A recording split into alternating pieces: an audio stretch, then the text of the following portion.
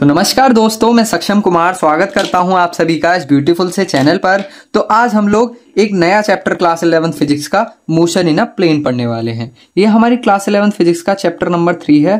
तो इसे हम बहुत ही ज्यादा इंटरेस्टिंग वे के साथ एकदम अच्छी तरह से एकदम मक्खन लगाते हुए इसे पढ़ेंगे, ठीक है। और सबसे बड़ी बात कि हम motion in a straight line जो चैप्टर पढ़ के आए हैं, है ना, motion in a straight line जो चैप्टर पढ़ के आए हैं, मोशन इन स्ट्रेट लाइन, ठीक है, मोशन स्ट्रेट लाइन। तो हमने जो ये चैप्टर पढ़ा था ना, वो 1 डायमेंशन के लिए पढ़ा था, ठीक है। या तो वो आपका एक्स एक्सिस हो सकता है या वाई एक्सिस या जेड एक्सिस, सिर्फ इनमें से एक एक्सिस होना चाहिए, ठीक है। वहीं अगर हम बात कर रहे हैं मोशन इन अ प्लेन की, तो देखो सबसे पहले प्लेन वर्ड का मतलब समझो। यहाँ पे प्लेन वर्ड क्या बताना चाह रहा है आपको, क्या दर्शाता है। देखो प्लेन मतलब कोई भी दो एक्सिस से मिला हुआ, कोई भी दो एक्सिस से बनता है कभी भी प्लेन। ध्यान रखना, जैसे अगर मैं बात कर लूं जिस पेपर पर मैं वीडियो बना रहा हूं अभी, है ना, वो दो प्लेन से मिलके बना है। अब वो या तो एक्स एक्सिस और वाई एक्सिस से मिलके बना हो सकता है, या वाई और जेड से मिलके बना हो सकता है, या फिर जेड और एक्स से मिलके बना हो सकता है ना। अगर एक्स और वाई से मिलकर ये प्लेन बना होगा, एक्स और वाई एक्सिस से, कोऑर्डिनेट से, तो हम इसे कहेंगे एक्स वाई प्लेन। अगर वाई जेड से तो वाई जेड प्लेन, ऐसे ही जेड एक्स से जेड एक्स प्लेन, ठीक है। इतना तो समझ चुके होंगे मेरे ख्याल से आप। अब देखिए इंट्रोडक्शन में हम समझने वाले हैं आखिर इस चैप्टर में हम पढ़ने क्या क्या वाले हैं। तो देखिए सबसे पहले इस चैप्टर का थोड़ा इंट्रोडक्शन जान लेते हैं। अब देखिए ये चैप्टर जो है मेजरली 2 पार्ट्स में डिवाइडेड है, ठीक है। मैंने बोला मेजरली, वैसे तो ये 3-4 चीज, बहुत सारी चीजें पढ़ोगे आप इसमें, पर मेजर इसमें 2 चीज पढ़ने वाले हो। एक तो वेक्टर्स, ठीक है, और एक पढ़ने वाले हो आप प्रोजेक्टाइल मोशन, ठीक है। और बीच में 1-2 टॉपिक्स और आ जाते हैं जो कि आपके इनसे अलग टॉपिक्स हैं। एक क्या, देखिए एक तो आ जाता है आपका इंस्टेंटेनियस वेलोसिटी या फिर एक्सेलरेशन, ठीक है। आप सेकंड चैप्टर में मोशन इन स्ट्रेट लाइन में भी ये इंस्टेंटेनियस वेलोसिटी और इंस्टेंटेनियस एक्सेलरेशन पढ़ के आ चुके हो, पर वो आपने पढ़ा था इंस्टेंटेनियस वेलोसिटी या फिर एक्सेलरेशन इन 1 डायमेंशन। इस चैप्टर में आप पढ़ने वाले हो इन 2 डायमेंशन, ठीक है। तो अब आपने ये समझा। और एक पार्ट आ जाता है इसका रिलेटिव वेलोसिटी। एक रिलेटिव वेलोसिटी आप मोशन इन स्ट्रेट लाइन में पढ़ के आए हो, एक रिलेटिव वेलोसिटी आप यहाँ पे पढ़ने वाले हो। और ध्यान रखना यहाँ पे जो रिलेटिव वेलोसिटी आप पढ़ने वाले हो वो किस में होने वाली है, 2 डायमेंशन में होने वाली है, ठीक है। मतलब आपका एक टाइप से कह लीजिए स्ट्रेट लाइन का ही एडवांस वर्जन है, ठीक है। स्ट्रेट लाइन में सिर्फ आप एक लाइन में मोशन पढ़ते थे, इसमें आप एक तरीके से प्लेन में मोशन पढ़ने वाले हो, ठीक है। प्लेन बोले तो किसी भी 2 कोऑर्डिनेट्स के अंदर, ठीक है, 2 कोऑर्डिनेट्स के अंदर जो भी मोशन होगा वो आप स्टडी करने वाले हो। जैसे मैं आपको एग्जांपल देता हूं, हाँ, मान के चलो कि एक गाड़ी जो है पहले नॉर्थ गई, फिर नॉर्थ से साउथ गई, फिर साउथ से वेस्ट गई, फिर वेस्ट से ईस्ट गई, ठीक है। तो ये मोशन जो पूरा होगा ना, ये गाड़ी जो करने वाली है, ये आपका क्या कहलाएगा, मोशन इन प्लेन कहलाएगा। तो उसकी स्पीड, वेलोसिटी, ये सब चीजें आप निकालने वाले हो, ठीक है। और सबसे इंटरेस्टिंग पार्ट जो आपका इस चैप्टर का है वो है प्रोजेक्टाइल मोशन, ठीक है, प्रोजेक्टाइल मोशन। और मैं इस बात की गारंटी, ठीक है, इस बात की आपको गारंटी देता हूं, अगर आप मेरे से प्रोजेक्टाइल मोशन पढ़ लेते हो तो आपको किसी और जगह से प्रोजेक्टाइल मोशन छूने की भी जरूरत नहीं है। और प्रोजेक्टाइल मोशन की ट्रिक्स, इतनी आसान आसान ट्रिक्स और इसके फॉर्मूले याद करने के तरीके और इसके डेरिवेशन इस तरीके से मैं आपको करवा दूंगा, इस तरीके से आपको करवा दूंगा कि इससे आसान तरीका आपको कहीं नहीं देखने को मिलेगा, ठीक है। अब देखिए एक चीज और मैं बताता हूं आपको, वेक्टर्स, ठीक है। इस चैप्टर का मेजर पार्ट्स आपका कौन घेरे हुए, वेक्टर्स, ठीक।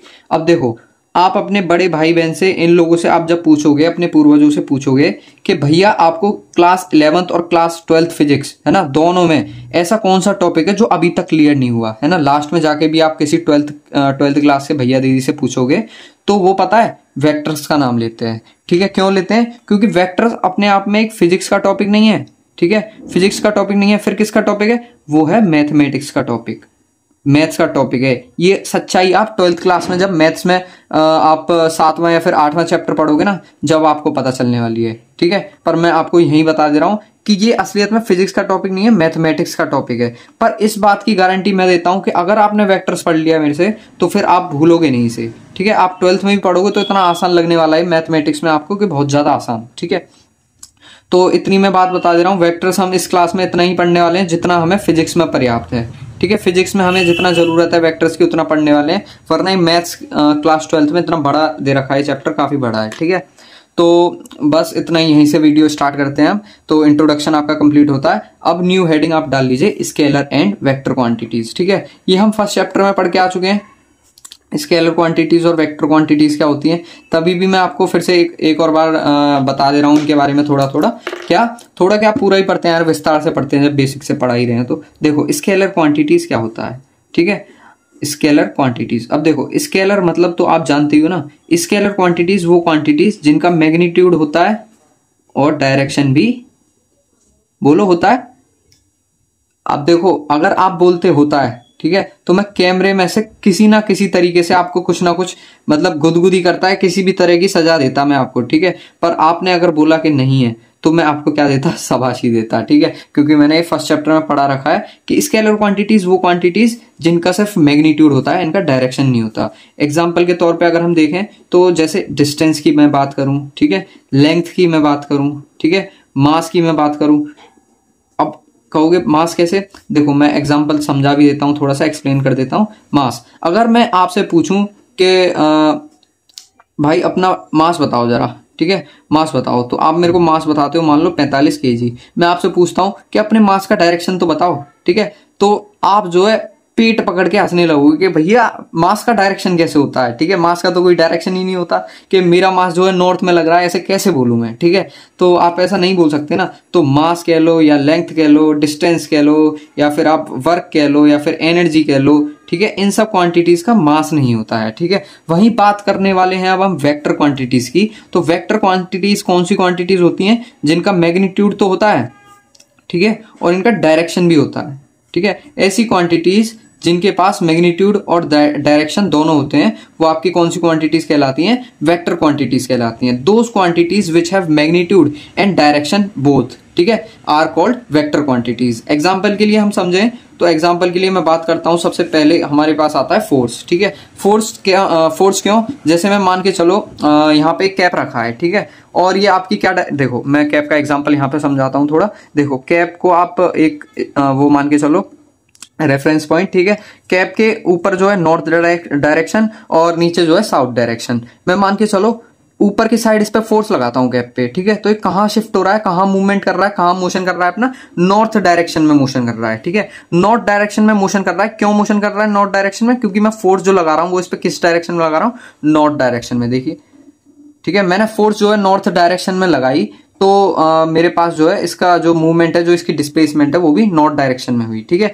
तो इसलिए मैंने फोर्स को एक तो बताया भी आपको कि 10 न्यूटन की फोर्स लगा रहा हूं, और किस डायरेक्शन में लगा रहा हूं, नॉर्थ डायरेक्शन में। मैंने इसका मैग्नीट्यूड भी बताया और इसका डायरेक्शन भी बताया। तो फोर्स आपकी क्या हो गई, वेक्टर क्वांटिटी हो गई। एग्जाम्पल के लिए एक और एग्जाम्पल लीजिए आप, वेलोसिटी। ठीक है, वेलोसिटी हो गया, या फिर मैं बोलूं आपसे वेलोसिटी, डिस्प्लेसमेंट। ठीक है, डिस्प्लेसमेंट, या फिर मैं आपसे बोलूं इम्पल्स।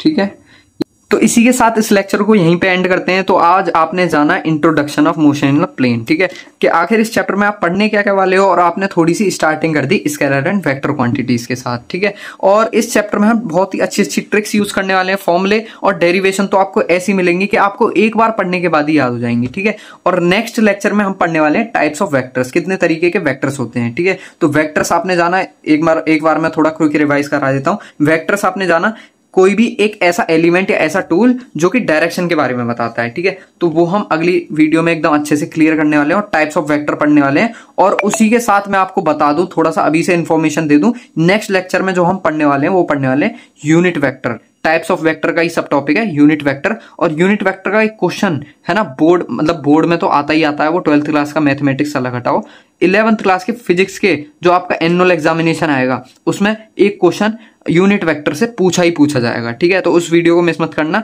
जब तक के लिए धन्यवाद, और एक प्यारा सा छोटा सा कमेंट छोड़ देना, ताकि वो मेरे को थोड़ा सा अपने आप में एक साहस दे सके। ठीक है, मैं आपको और एनर्जी से पढ़ाऊं। ठीक, वैसे तो मैं अपना 100% दे रहा हूं, तो उसके बावजूद भी अगर आप छोटी सी रिक्वेस्ट है, बस कमेंट कर देना है। ठीक है, तो आज की वीडियो में बस इतना ही। जब तक के लिए धन्यवाद।